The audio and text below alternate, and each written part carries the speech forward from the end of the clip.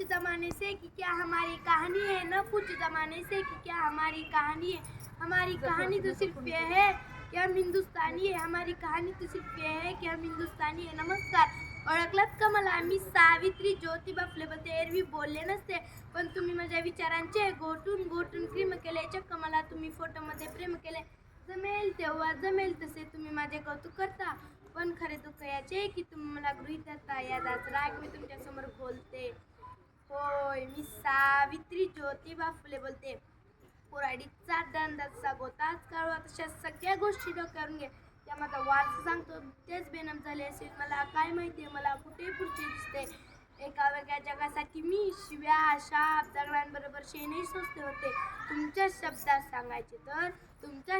सांगायचे तर मी रात्र दिवस झिंजले होते. होय, मी सावित्री ज्योतिबा फुले बोलते.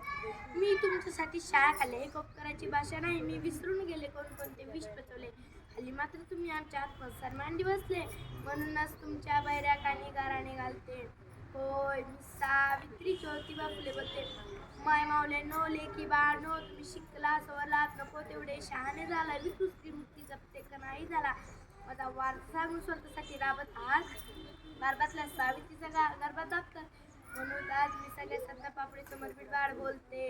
होय, मी सावित्री ज्योतिबा फुले बोलते.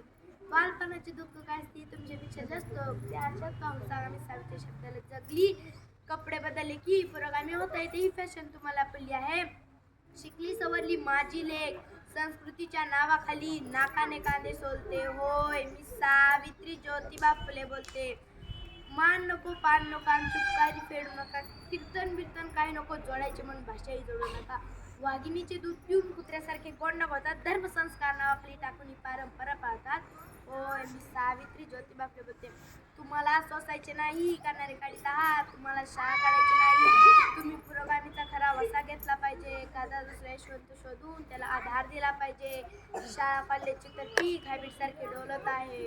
होय, मी सावित्री ज्योतिबा फुले बोलते. माझी खरी लेक तीच सत्यापुढे झुकत नाही. ज्योतिबा आणि सावित्री आंधळेपणाने हात टेकत नाही. खरी लेक तीच जी मला नात्याने तपासून स्वतःची भाषा बोलते. होय, मी सावित्री ज्योतिबा फुले बोलते.